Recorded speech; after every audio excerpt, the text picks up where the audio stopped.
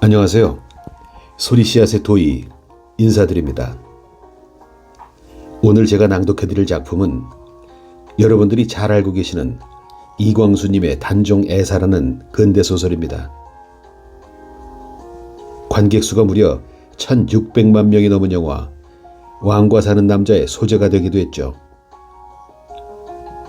조선 역사에서 가장 비극적인 사건 중 하나인 단종애사는 어린 나이에 왕위에 올랐으나 숙부인 수양대군에게 왕위를 빼앗기고 끝내 죽음을 당한 단종의 슬픈 일대기를 다룹니다. 세종대왕의 적장자인 문종이 재위 2년 만에 죽기 전 황보인, 김종서 등 대신들에게 어린 아들을 잘 보필해달라며 고립무원에 부탁을 남깁니다. 이때 단종의 나이 겨우 12살이었습니다. 하지만 왕권이 약해진 틈을 타서 야심가였던 단종의 숙부 수양대군이 세력을 키우게 됩니다. 1453년 수양대군은 김종서가 일부 대신들과 짜고 반란을 일으키려 한다는 명분을 내세워 계유정난을 일으킵니다. 이 과정에서 김종서를 살해하고 정적들을 모두 제거하며 조정의 실권을 완전히 장악합니다. 이때부터 단종은 이름만 왕일 뿐 사실상 궁궐에 갇힌 신세가 됩니다. 박팽년, 성삼문 등 집현전 출신 학자들과 충신들은 단종을 다시 왕위로 모시기 위하여 복위 계획을 세우지만 명나라 사신을 맞이하는 연회에서 세조를 처단하려던 계획은 내부 배신자의 밀고로 사전에 발각됩니다. 단종은 영월의 청령포라는 험준한 곳에 격리되고 숙부인 금성대군이 다시 한번 복위를 꾀하다 실패하자 세조는 결국 화근을 없애기 위해 단종에게 사약을 내립니다. 오늘 제가 낭독해드릴 대목은 단종의 숙부인 금성대군이 조카인 단종을 복위시키기 위해 세력을 규합하는 과정부터 시작합니다. 그럼 낭독해드리겠습니다. 금성대군이 등잔불도 끄지 않고 깊이 잠이 들었을 때 시녀들이 자는 건넌방문이 살짝 열리고 금년이 나타났다. 때는 10월 초생이나 아직 가을날 같은 기후였다. 금년은 마루청널이 울리지 아니하도록 마치 고양이 모양으로 사뿐 발을 떼어 놓아 금성대군의 방문 밖에 서 있다. 그는 귀를 기울여 방 안에서 나오는 숨소리를 듣는 것이다. 그 숨소리는 가볍게 코를 고는 소리였다. 금년이 살며시 문을 연다. 금성대군의 옥 같은 얼굴이 보인다. 금년이 여는 문으로 들어오는 바람에 촛불이 춤을 춘다. 금년의 그림자가 벽에서 춤을 추었다. 이때에 만일 금성대군이 눈을 떠서 금년의 자태를 보았다면 그가 아무리 지사의 철석 같은 간장을 가지었더라도 금년에게 혹할 만큼 불빛에 비추인 금년의 모양은 아름다웠다. 그러나 가슴에 한 뭉치 충성밖에 남은 것이 없는 금성대군은 잠결도 향락적인 마음을 안이 가지려는 사람과 같이 금년을 등지고 돌아 누워버린다. 금년은 울렁거리는 가슴을 억제하고 문 안에 쪼그리고 앉아서 숨소리를 죽인다. 도로 나올까 하고 한 손으로 문을 잡는다. 그러나 금성대군은 돌아 누울 때 잠깐 중지하였던 가벼운 코 고는 소리를 다시 시작하였다. 금년은 금성대군이 원망스러운 생각이 난다. 7, 8년을 두고 사모하여도 거들떠 보아주지 아니하는 야멸찬 정드님을 원망한 것이다. 어디 견뎌보자. 하고 금녀는 무릎으로 걸어 금성대군 머리맡에 놓인 문갑을 열고 간지 하나를 집어내어 날쌔게 허리춤에 끼워버린다. 문갑 열리는 소리에 금성대군의 숨소리는 잠깐 가늘어지었으나 다시 여전히 잠이 드는 모양이다. 금녀는 그 일을 위해서나 들어왔던 모양으로 금성대군의 이불을 끌어올려드리고 아이 가엾으시어라. 오죽 고나셨으면 하고 종알거리며 나와버렸다. 금녀는 마루에서 내려와 종정걸음으로 대문간으로 나온다. 대문 밖에는 웬 사내가 어정어정하다가 안바닥에 발짓 소리가 들을 때마다 대문 곁으로 바싹 가까이 간다. 그 사내는 말할 것도 없이 수능부사 이보음에 신복되는 급창이다. 영리한 급창은 금성대군과 부사가 자주 상종하는 것이 무슨 일인지 낌새를 알고 기회만 있으면 엿들었다.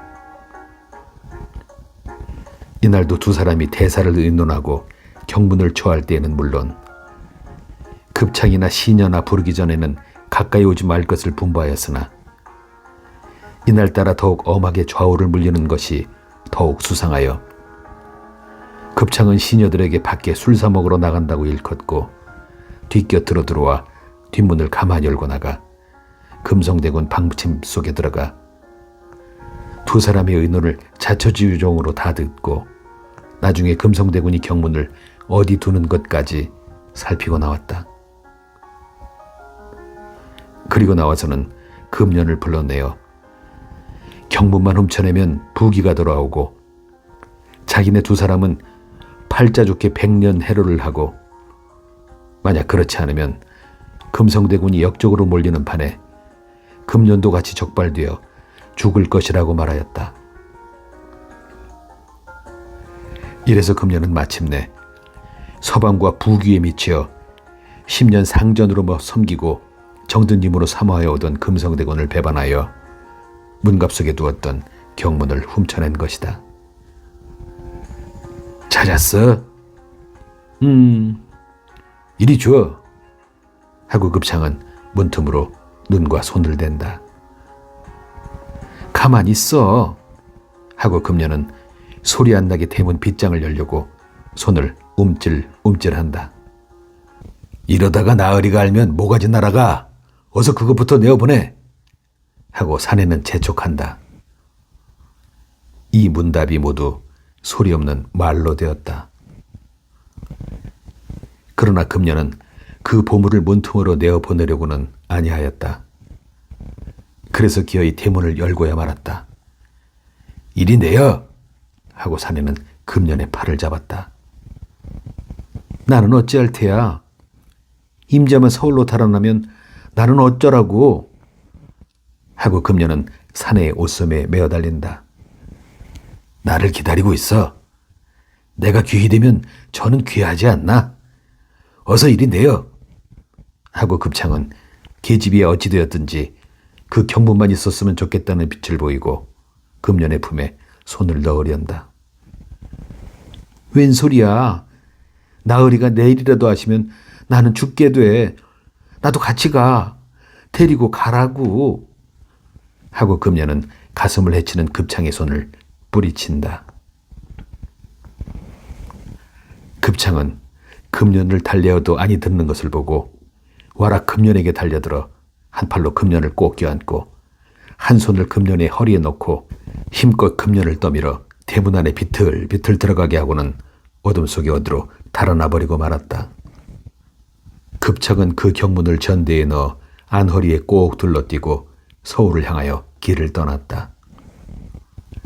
그의 얼굴에는 웃음이 돌았고 발에 날개가 돋쳐 저절로 옮겨지는 듯하였다. 이 경문이 잃어버린 것을 발견한 것은 그 이튿날 저녁이었다. 마침 어느 동지가 금성대군을 찾아와서 그 경문을 보려 하여 문갑을 열어보았으나 경문이 단 곳이 없었다. 금성대군은 크게 놀라어 집안을 뒤졌지만 아무리 찾아도 경문이 나올 리가 없다. 금성대군은 곧 부사 이보음에게 그 연유를 말하였다. 부사도 이 말을 듣고 깜짝 놀랐다. 그것은 급창놈이 온종일 보이지 아니한 때문이다. 곧 나조를 급창의 집에 보내어 급창의 어미 아비를 잡아들였으나 어젯밤 나간 뒤에는 간 곳을 모른다고 잡아떼었다. 사실상 그의 부모도 그가 간 곳을 알지 못하였다. 급창은 공명에 탐이 나서 이것저것 돌아볼 사이가 없었다. 부사 이보흠 부처가 평소에 저를 어떻게 신복으로 사랑하여 준 것도 그에게 털끝 많은 의리를 보여주진 못하였다. 정든 금년도 그의 마음을 끄는 힘이 되지 못하고 늙은 부모도 다 잊어버려 마음의 어느 구석에도 생각이 남지 않았다. 그는 다만 서울로 달려갔다. 마침내 금성대군과 이보흠은 이것이 급창놈의 농감인 것을 짐작하였으나 그 경문을 가지고 간 것은 급창이라 하더라도 훔쳐낸 사람은 따로 있을 수밖에 없다는 결론에 달하였다. 그게 누굴까? 이 문갑에 그것이 든 줄은 어찌 알았으며 또 알았기로니 그것을 누가 끄집어내었을까? 의심은 금년에게로 돌아갈 수밖에 없었다. 금성대군은 금년을 불렀다. 금년은 많이 울고 난 사람 모양으로 해석하였다. 처음에는 금년이 실토하지 않고 뚝 잡아떼었으나 마침내 이실직고해버리고 살려줍시오 하고 금성대군 앞에 엎어지었다. 금성대군은 부사에게 부탁하여 금년을 옥에 가두라 명하고 곧 급창을 따라잡을 계교를 생각하였다. 저놈이 본래 길을 잘 걸어서 하루에 좋기 200리를 가는 놈이요 하는 이보음의 말에 금성대군의 입술은 파랗게 되었다. 어찌하면 저놈을 따라잡겠소 하고 금성대군이 부사의 찡그런 얼굴을 쳐다본다.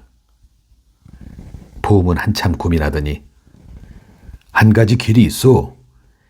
기천현감 김효읍이 말을 잘 타고 또 걸음 잘하는 말을 먹이니 그 사람에게 청을 할 수밖에 없소. 곧 말을 타고 떠나기만 하면 급창이 그놈이 아무리 빨리 가더라도 붙들릴 것이오. 이 말을 듣고 금성대군은 저기 안심하는 빛을 보이었으나 다시 근심이 떠돈다. 어디 기천현감은 믿을 수가 있소? 그것은 염려 없을 듯하외다.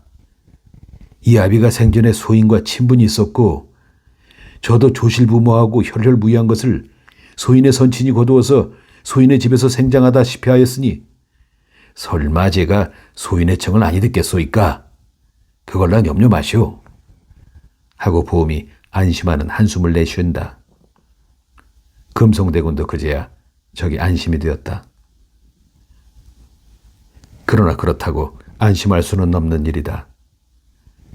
그 영리한 급창이 뒤에 쫓아올 것을 미리 짐작하고 간도로 들어가는지도 모르고 낮에는 숨고 밤이면 갈지도 모르는 일이다.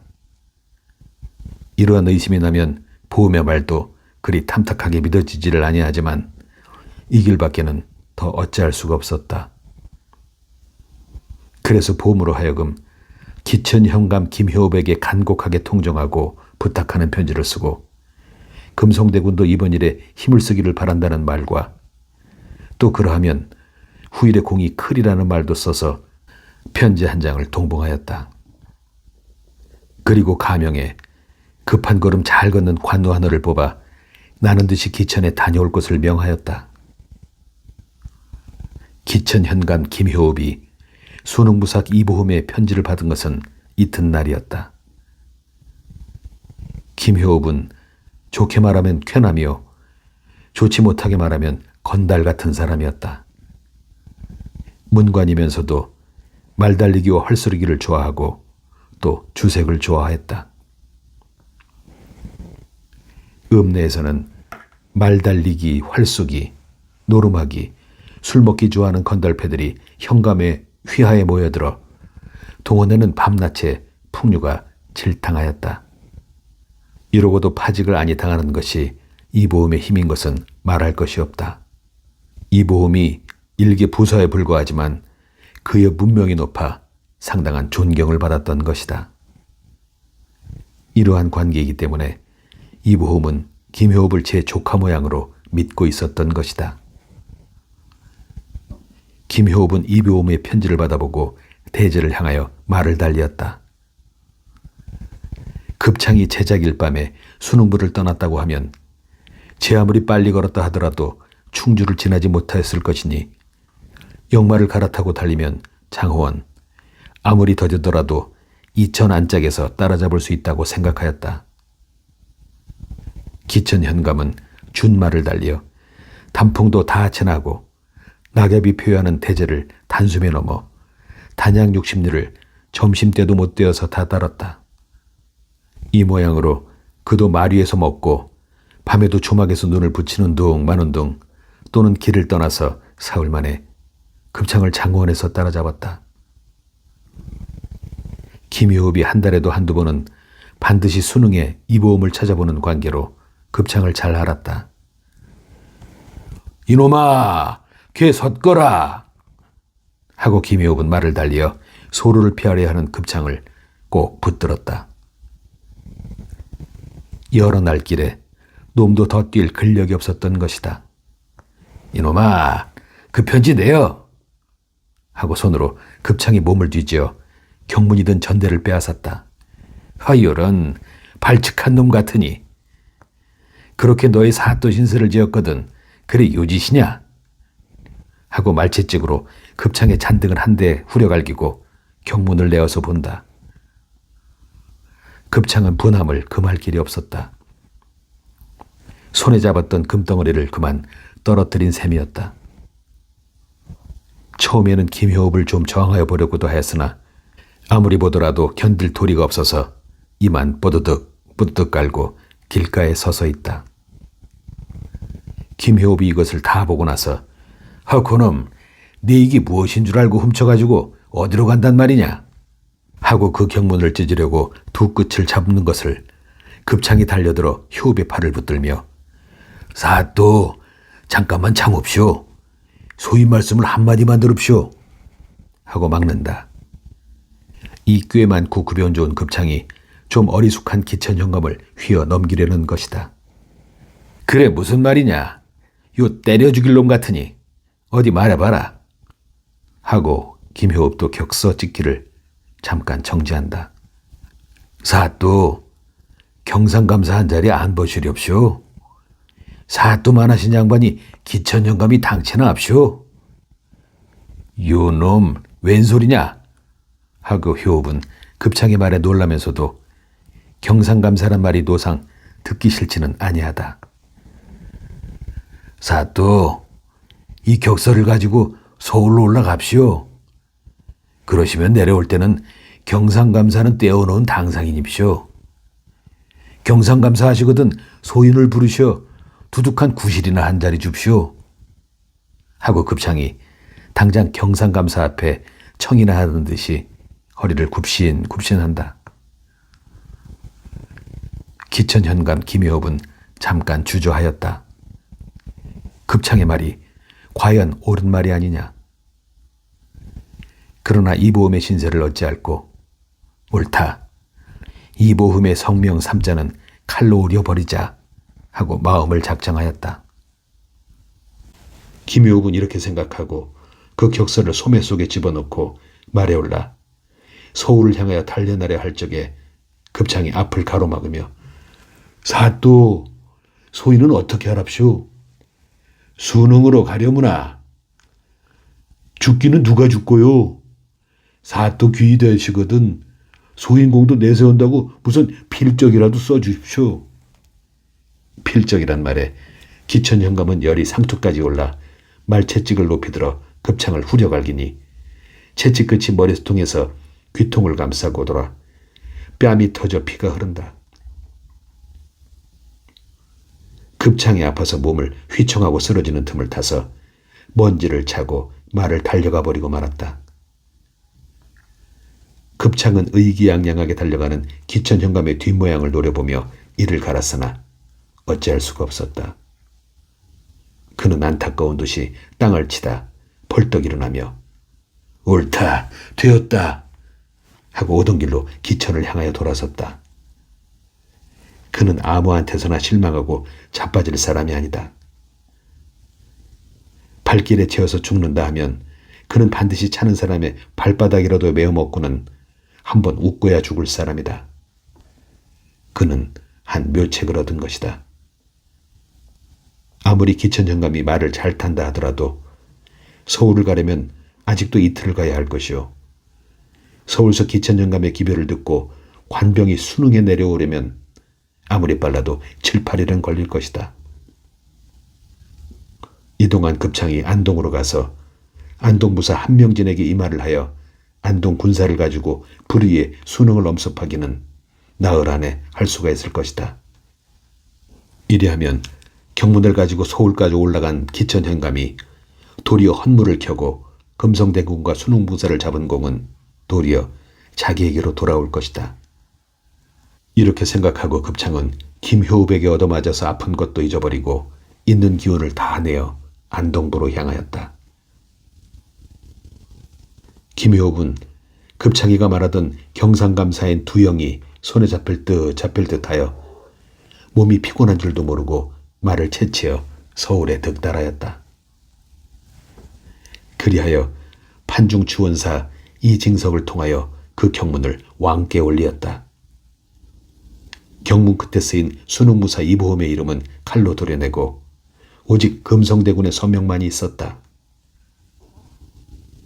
왕은 경문을 보시고 일변 놀라시고 일변 분하시어 기천 현감 김효읍을 불러 이번 역모에 관한 자세한 말씀을 물으시고 그 일을 구하는 충성을 가상히 여기신다 하였다.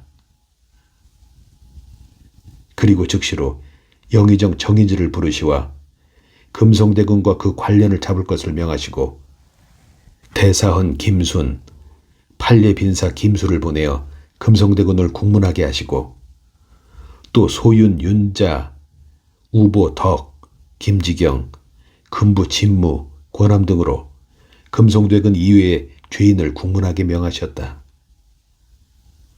안동, 예천 군사로 하여금 수능을 엄습하게 하고 한 명의 아우되는 안동부사 한명진으로 하여금 토적사의 중임을 맡게 하셨다.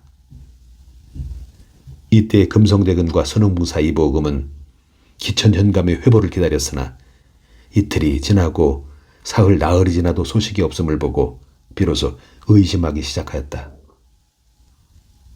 만일 김효읍이 그 경문을 가지고 서울로 올라갔다고 하면 만사는 수포에 돌아갈 뿐더러 금성대군과 이보험의 목숨은 부지를 못할 것이다.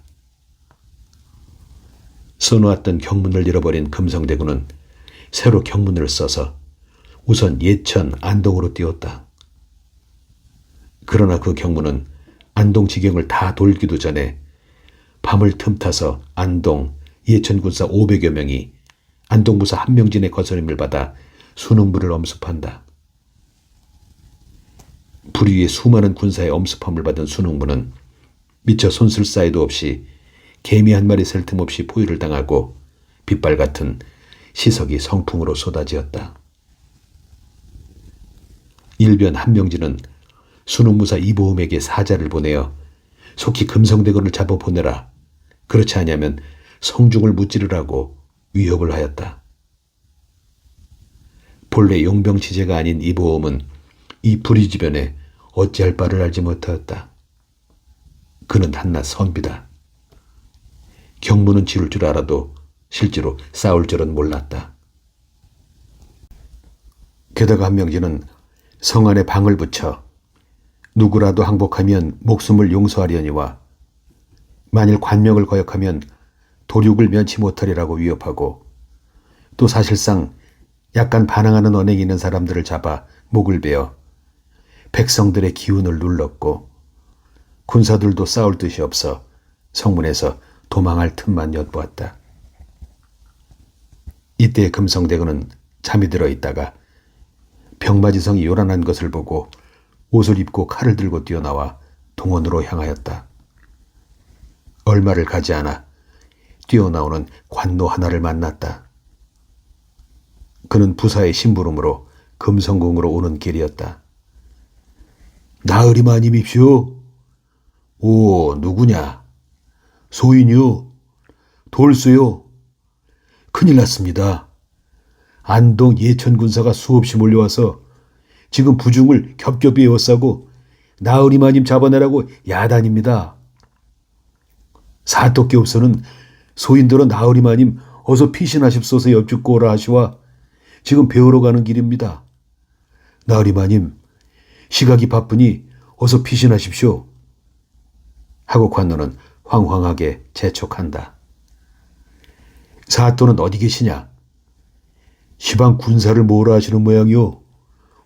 군사들이 안동군사가 무서워 더러는 도망하옵고 더러는 항복하옵고 또 죽기도 하였으나 모여드는 군사가 얼마 되지 못하는 듯하옵니다. 이때 뚜 하고 나팔 소리와 북소리가 들린다. 취군이요. 하고 관노가 가만히 귀를 기울인다. 금송대군도 귀를 기울이니 철철 터벅터벅하고 군사들의 발이 땅을 차고 달리는 소리가 땅속에서 나오는 소리 모양으로 들린다. 동원으로 점점 가까이 갈수록 인기척은 요란하였으나 말소리는 들리지 아니하였다. 한참 동안 짖던 개들도 너무도 짖기에는 어마어마하다는 듯이 소리를 잠가버리고 말았다. 백성들은 잠도 잘 수 없고 뛰어나오기도 무서워 덜덜 떨고 문고리만 비끄러매었다. 어서 피신하십시오. 하고 관노가 성화를 하는 것도 듣지 아니하고 금성대군은 산문 안까지 들어왔다. 산문 안에는 한 50명가량 되는 군사가 활을 메고 창을 들고 모여섰다. 이것이 한 사람이 한 알갱이, 두 알갱이 모아들인 군사다. 중군이 거느린 군사는 밖에서 동으로 달리고 서로 달려 가장 수효가 많은 듯이 안동군사를 엄포하고 있었다. 천충은 분명히 계상에 서 있는 부사 이보햄의 명령을 기다리는 모양이었다. 금성대군이 들어오는 것을 보고 부사 이보햄이 펄쩍 뛰며 나으리 웬일이시오? 왜 아직도 피신을 안 하시오? 하고 심부름 보내었던 관도더러 이놈 내 무엇라 이러더냐? 널더러 나으리 모시고 오라고 이러더냐? 하고 호령을 한다. 아니요. 피신할 내가 아니오. 이제 내가 불명해서 대사를 그르쳤으니 나 혼자 피신하여 살기를 도모할 내가 아니오. 내 혼자 안동무사를 만나보고 무고한 목숨을 살해하지 말도록 말이나 하려고 하오. 날 잡으러 왔다 하니 나만 가면 무사할 것 아니오. 하고 일어나 나가려고 한다. 부사 이하 여러 사람이 만류하고 사생을 같이 하기를 원하였으나 금성대군은 그대들은 살아남아 상황을 보교하시게 하라 하고 듣지 아니하였다. 이리하여 금성대군은 안동부사의 손에 붙들려 안동 옥에 두어졌다. 금성대군이 붙들리고 마침내 안동옥에서 교사를 당하매 신숙주는 그때야말로 노상군을 제거할 좋은 기회라고 생각하고 자주 왕께 노상군을 제하여 버리기를 청하여 이렇게 말하였다. 거년에 이계의 무리도 도산을 방자하였었고 이제 금성대군도 또한 노산을 끼고 난을 일으키려 하온즉슨 노산을 살려둘 수가 없습니다. 왕은 신숙주의 말을 들으시고 고개를 흔드시며 인제 의정부에서 또 무슨 말이 있겠지. 그때 다시 의논해서 시해하도록 하자 하시었다. 숙주는 왕의 이 말씀을 의정부로 하여금 청하게 하시라는 뜻으로 해석하여 영의정 정인지, 좌의정 정창손, 이조판서 한명회 등에게 말하여 숙주와 함께 왕께 청하기로 하였다. 노산군이 역적 금성대군에 받든 바 되었으니 살려둘 수 없다는 뜻이다. 왕은 치문양구의 붓을 들어 보이시고 한참 있다가 쓰시어 정인재에게 주시었다. 그 뜻은 삼가 그대들의 뜻은 알거니와 내가 더할 수 없이 박덕하여 형제를 많이 죽였거든 또 어찌 감히 조카를 죽이랴. 노상군을 피하여 뭇 백성이나 만들라 하심이다. 진실로 왕도 안평대군, 금성대군, 화의군, 안남군, 영풍군 합하여 천둥기를 5분이나 죽이셨고 조카들은 해일 것도 없이 죽였으므로 또 고륙을 죽인다 하면 입에서 신물이 돌았다. 될 수 있으면 노상군은 죽이고 싶지 않았다. 그러나 신숙주와 정인지, 그 중에서도 신숙주가 주동이 되어 종친부, 의정부, 충훈부, 육조의 명으로 계목을 올렸다. 이리하여 마침내 노상군을 죽이기로 조의가 확정되었다. 10월이라 하면 정중년 10월이다. 이날 영월부에는 금부도서가 내려왔다고 사람들이 수군거리고 노상군을 모시는 시녀들과 종들도 이 말을 들으매 자연 가슴이 두근거렸다. 수능부에서 대제 하나만 넘으면 영월이라 사흘길이 다 되지 못하니 금성대군 사건이 일어난 소문이 영월에 들어온 지가 벌써 수십일이나 되고 금성대군이 안동옥에서 교사를 당하였다는 소문이 5, 6일은 되었다. 이러한 일이 있은 뒤에는 반드시 노상군의 몸에 무슨 일이 일어날 것은 누구나 다 짐작하던 일이다. 금성대군이 수능서 잡히어 안동으로 이수되었다는 소식을 들으신 날에 노상군은 하룻밤을 내려오셨다. 금성 숙부마도 돌아가면 나는 누구를 의지하나 하고 한탄하시고 좌우가다 목을 놓아 울었다. 그런 뒤로는 노상군은 시녀들과 내시들과 수종 드는 5, 6명의 선비들에게 각기 돌아갈 것을 구하는 것이 좋다는 뜻을 말씀하셨다. 그러나 사람들은 다 노상군을 사생간의 끝까지 따르기를 맹세하였다. 이러한 판에 금부도사가 내려온 것이다. 내려온 금부도사는 작년에 노상군을 모시고 왔던 왕방연이었다. 그는 사약을 가지고 노상군 처소에 이르렀다. 이때의 노상군은 익선관, 곤룡포를 갖추시고 당중에 좌정하시어 정하에 부복한 방연을 보시고 무슨 일로 내려왔느냐? 상감 강령하시냐? 하고 물으셨다. 처음 왕방연은 문전에 이르러 차마 들어오지 못하여 머뭇거리를 맞이하냐였다. 그러나 나장이 시각이 늦는다고 발을 구르고 재촉함으로 부득이 들어간 것이다. 들어오기는 하였지만은 노상군의 위의를 배움에 차마 내려온 뜻을 말을 만들어 입 밖에 낼 수가 없어서 다만 이마로 마당을 조아리고 느껴올 뿐이었다. 노상군은 왕방연이 차마 말을 못하는 양을 보시고 또 그가 엎드린 곁에 백지로 봉한 네모난 조그만 상자가 놓여 있음을 보아 그가 가지고 온 사명을 짐작하였다. 대문 밖에서는 유시오, 유시오 하는 나장의 재촉이 들려온다.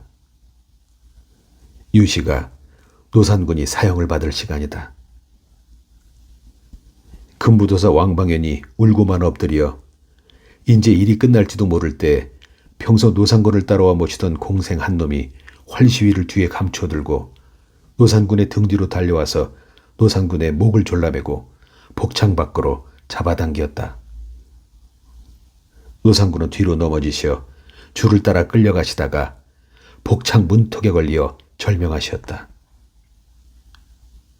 그동안에 소리도 아니 지르시고 몸도 움직이지 아니하셨다. 시녀들이 알고 달려들어 목맨줄을 끄르고 애써 소생하시게 하려 했으나 다시 소생하시지 아니하였다. 시녀들은 머리를 풀어 헤치고 통곡하였고 다른 사람들도 통곡하였다. 공명을 열으려고 노상군을 목을 메어 죽인 공생은 대문을 나서지 못하여 피를 토하고 즉사하여 버렸다. 금부도사 왕방연은 군사를 명하여 노상군의 시체를 금강에 띄우게 하였다. 그는 만류하는 사람에게 이렇게 하지 아니하면 반드시 시체도 온전치 못하시리라고 하였다. 노산군의 시체가 물에 들어가 둥둥 떠서 흐르지 아니하고 하얀 열 손가락이 떴다 잠겼다 하는 것을 배웠고는 시녀들과 종자들이 모두 통곡하고 사랑하는 임금의 뒤를 따라 물에 뛰어들어갔다. 밤에 영월호장 엄홍도가 몰래 시체를 건지어 어머니를 위하여 짜두었던 관에 넣어 부중에서 북으로 올이 되는 곳에 평토정을 하고 돌을 얹어 표하여 두었던 것이다.